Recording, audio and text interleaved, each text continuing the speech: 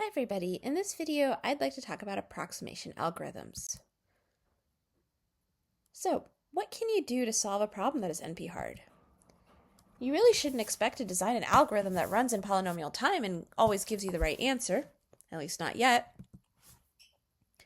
We could try having algorithms that run in exponential time and giving us the right answer.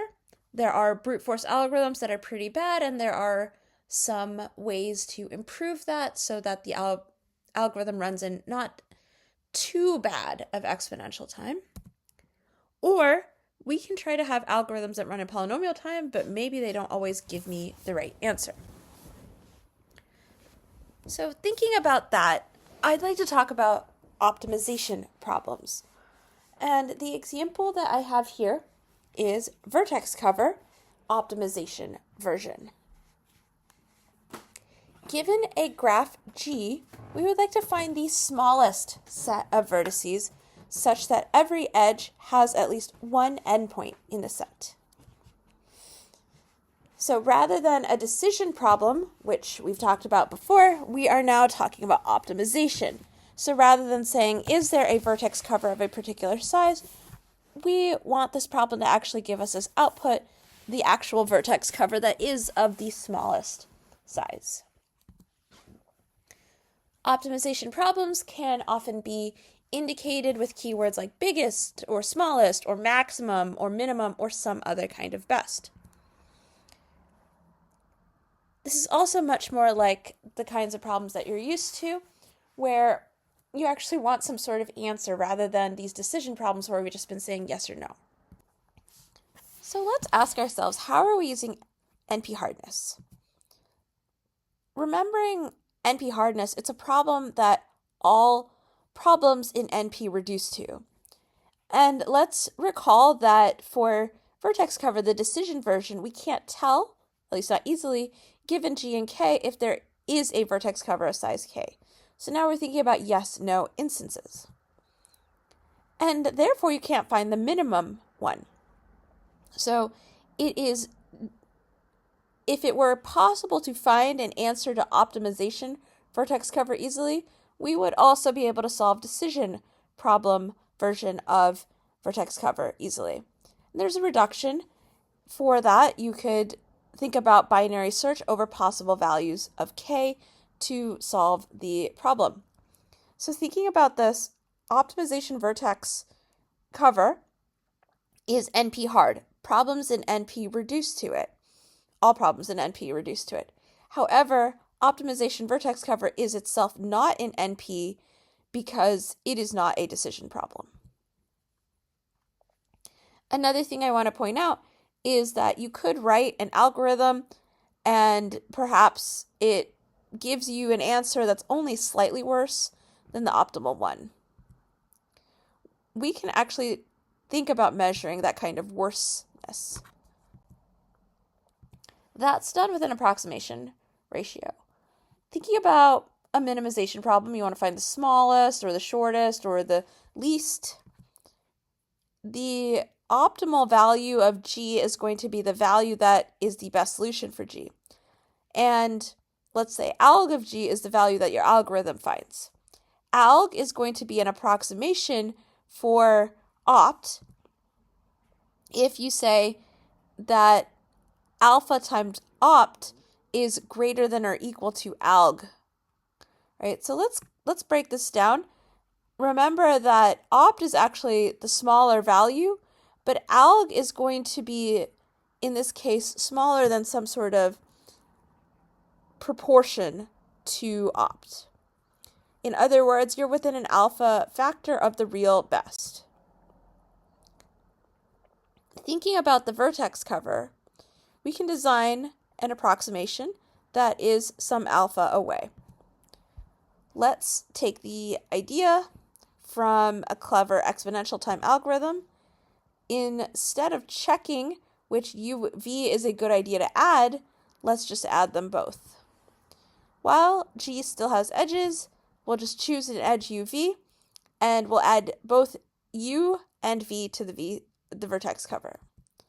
And we will delete U and V and any edges touching them because now those are covered. and we continue. Is this going to give us a vertex cover?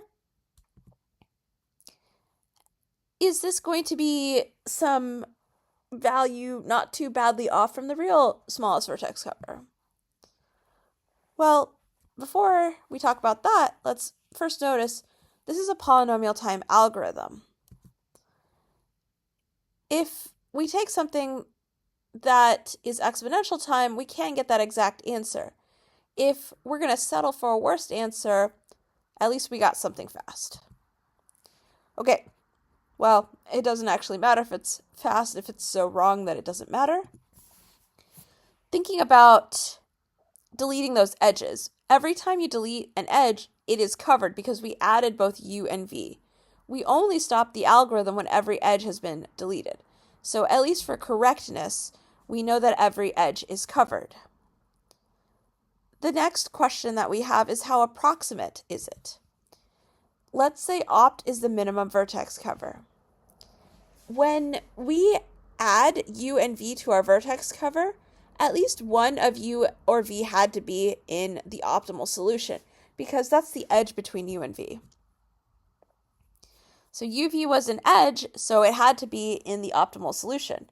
And opt covers uv, so we know that at least one of them is an opt. And that means because I added both u and v, which I didn't necessarily have to do, our vertex cover is at most twice as big. That tells me that this is going to be a 2 approximation for vertex cover. So in this case, alpha is 2. Okay. Moving on, another algorithm is traveling salesperson. We're given a weighted graph, and we want to find a tour, a walk that visits every vertex and returns to its start, and we want to say that it's of weight at most k. Let's think about approximating traveling salesperson. Let's make some assumptions. The graph is undirected, the graph is complete, and the weights satisfy the triangle inequality. It's faster to go from x to y directly than it is to go from x to y through another vertex. All right, let's look at an example. We want to at least have the approximation, so let's think about if we can at least get some sort of solution. One way to think about getting a solution is to get a minimum spanning tree. Let's look at this example. I have a complete graph on 5 nodes, and I've drawn some edge weights 4, 5, 6, and 3, and I have a minimum spanning tree, which goes from A to D with weight 3, D to E on weight 3, E to B on weight 4, and E to C on weight 2. A minimum spanning tree of a graph is just a tree. So in other words, I've looked at least at every node, and the weights along those edges are going to be the least. Now, this is a tree, not a tour, so I have to take this and turn it into a traveling salesperson tour. We are going to make the starting point the root, and we are going to do a traversal, which is a depth first search of the graph. We're not going to use breadth first search because the next vertex isn't always right next to you. So thinking through this, with the minimum spanning tree, all we're doing is we're taking our nodes, we're going out from a root and then coming back in and then continuing on. But as you can tell, using each edge twice is a little wasteful. And perhaps there is an approximation that's a little bit better. So the MST, the minimum spanning tree example I gave, is a 2 approximation because at least you're traveling each edge twice. But again, a little wasteful, so let's think about some inefficiencies that we have. One of the problems we have is vertices of odd degree. The last time we enter that vertex, the only way out is an already used edge. So thinking about the fact that if I'm using this minimum spanning tree and I start at D, I go from D to A, I come back to D, I go to E, and then I'm only using that edge once, and then I go from E to B and back to E, and then I go to C. And I'm only using that edge once, whereas some of these edges I've used twice. So if I have a vertex that's kind of only being used of odd degree, the last time I enter that vertex, the only way out is to use an already used edge. That's not going to take us someplace new. Let's add some possible ways out. All right, looking at our graph, it would be nice to think about a matching, right? So thinking about a set of edges that doesn't share endpoints, we can actually find a minimum weight matching. You can find one of those efficiently, right? So to find a matching, we can go through and just match up basically half the vertices with another half of the vertices and pick out which edges we want to use. And we can pick a matching so that whatever we match up is of minimum weight. We're going to use those and add those edges in to the graph.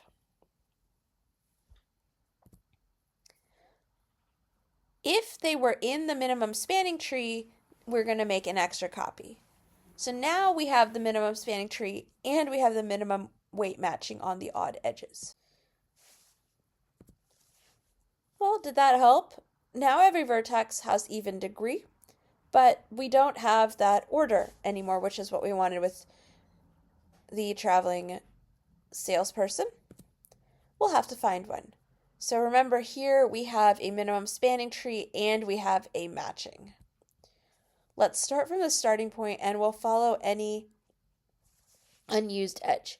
So using D as my starting point, D, A, B, E, D is found, and then E, C, E is found next.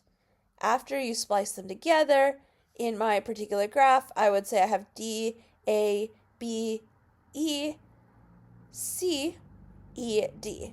And so I have a tour that is repeating E a couple of times. Because every vertex has even degree except for the starting vertex, when you go in, you can come out. So you can't really get stuck. If you get back to the start and end up with one unused edge, you want to find a visited vertex that one is adjacent to and splice in the cycles somehow. So basically just cutting together the minimum spanning tree along with this matching. Does that turn out to be a good approximation algorithm? Well, we are going to visit every vertex, and every vertex had degree at least 1, so by the end of the process we had a degree of at least 2 on every vertex. And we go back and use all those edges that we selected. So we do visit every vertex and we start and end at the same place. Is this actually a good approximation algorithm?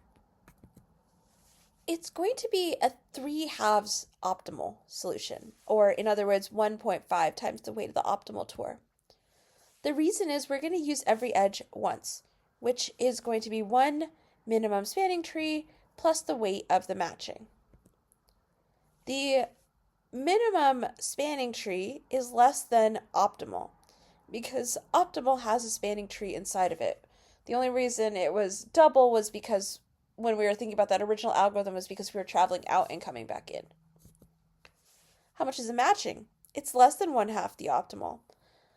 Optimal is less than a tour on the odd vertices, and the tour on odd vertices is made up of 2 matchings. So thinking about those two together, a minimum spanning tree on its own is not a tour, but using that minimum spanning tree is less than 1 opt, and then a matching, which is also not a tour, is less than 1/2 opt. When I put them together and splice it through, I end up with 1.5 times the weight of the optimal tour, and a thing that is actually a tour. This 3/2 approximation for traveling salesperson is called the Christophanides algorithm. It's about 50 years old, and there are improvements to it. So people think about traveling salesperson literally all the time, all day. and think about better approximations to it or variations on the problem. There are ways to get a 3/2 minus epsilon approximation where epsilon is greater than 10 to the negative 36. This is a huge breakthrough in computer science. Like, these are the things that people are writing about. You can definitely take a look at that paper if you want to. And the Christophanides algorithm was the best for a very long time, but we found more complex algorithms that can be a little bit better. And so here's an even better algorithm. But here's the thing, that no one is going to switch to this algorithm because it has a slight worst case improvement. It's still considered important because it solves more important theoretical problems. And so there are these ideas of getting 3/2 minus epsilon, where epsilon is some tiny amount. That is the work that you do if you are interested in getting a career in approximation algorithms. So that's it. Thank you for watching.